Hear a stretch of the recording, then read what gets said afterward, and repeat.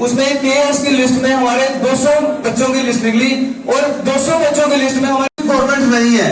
आज तक सरकार द्वारा कोई भी राष्ट्रीय स्तर पर कोई भी स्वास्थ्य बीमा की स्कीम नहीं चली।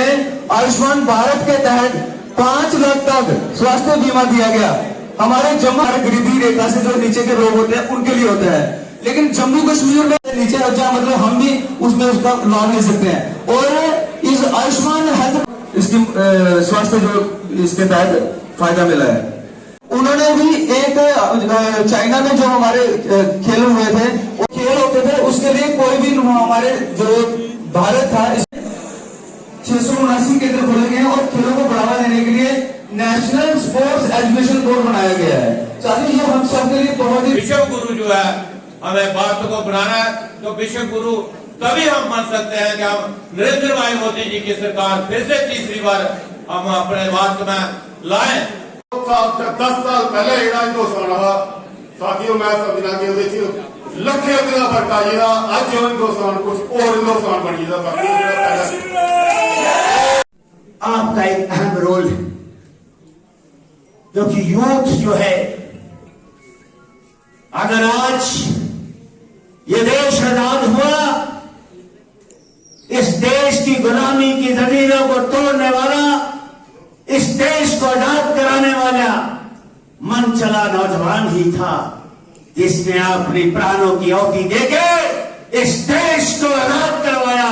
और आज आप नौजवानों ये बात याद रखो कि आपने अपना रोल इसके मुताबिक देना है कि हम इस देश को, इस देश के प्रधानमंत्री को विश्व गुरु बनाने के लिए हम अपना रोल अदा करें, ताकि ये देश एक मजबूत देश बन सके। माननीय नरेंद्र भाई मोदी जी का न्यू वोटर्स के साथ पूरे देश भर में नौजवानों को उन्होंने एड्रेस किया कि नया वोटर की खुशी में जो अभी नया वोटर्स बने हैं, हमने उनको यहाँ पे आज एकत्रित किया था ताकि मोदी साहब की बात को सुन सके। बहुत सी जगहों पे देश में उन्होंने न्यू वोटर से बात भी की और उसी की कड़ी में आज सांबा में भी ये प्रोग्राम का जो है वो रखा गया, जिसमें भारी संख्या में न्यू वोटर्स का यहाँ पे आज इस कार्यक्रम में प्रवेश हुआ।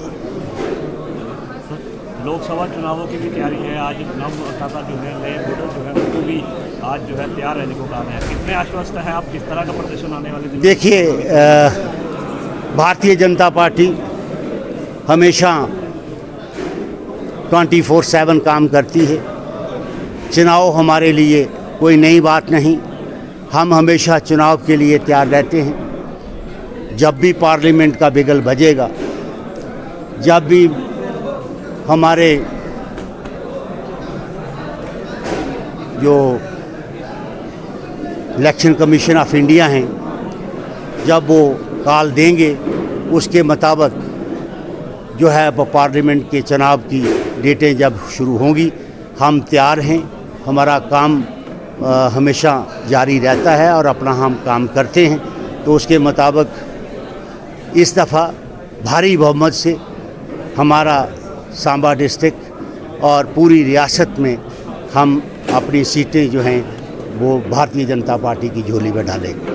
सर, इस बार जिस तरह से प्रोटेस्ट कर रहा है विपक्ष ईवीएम पे चुनाव, देखिए, विपक्ष को बहाना है। जहां वो जीत जाते हैं उसके बाद ईवीएम का नाम नहीं लेते हैं, जहां वो हार जाते हैं तो ईवीएम का नाम लेते हैं। अब सवाल इस बात का, विपक्ष को तो बहाना चाहिए, उनको तो कोई काम है नहीं। अब सवाल इस बात का है कि अगर उनका कोई स्टेट में हार जाते हैं तो कहते हैं ईवीएम का दोष है। अब ये ईवीएम का दोष उनका अपना ही दोष है, क्योंकि वो अभी कहीं खड़े नहीं हैं, तो इसलिए लोगों ने उनको नकारा है। सर, राम मंदिर की जो प्राण प्रतिष्ठा हुई, हालांकि ये कोई पॉलिटिकल इवेंट नहीं था, ये सभी लोगों के हित में मसला था, लेकिन अपोजिशन पार्टी कह रही है कि इस मुद्दे को कैश करने का प्रयास है। देखिए, एक राम मंदिर का जो इशू है, ये बहुत बड़ी स्ट्रगल लोगों की थी। कई वर्षों से लोग इस बात के लिए कोर्ट में भी गए। ये माननीय उच्च न्यायालय का फैसला है जिसकी वजह से राम मंदिर की जगह मिली और उस जगह को आइडेंटिफाई किया गया। और उसी पे राम मंदिर का एक ट्रस्ट है, जिस ट्रस्ट ने, मैं उन लोगों को मुबारकबाद देता हूँ, ट्रस्ट के लोगों को और मंदिर के कारीगर बनाने वालों को, जिन्होंने रिकॉर्ड टाइम पे 4 साल के इस मंदिर निर्माण का काम किया और एक बहुत बड़ी उपलब्धि है। और इसमें पूरे भारतवर्ष के देशवासियों ने इसकी खुशी मनाई। अगर जो लोग इसको क्रिटिसाइज़ कर रहे हैं वो खुद जवाब दे देंगे। श्री राम जी सबके हैं, वो किसी अकेले के नहीं हैं।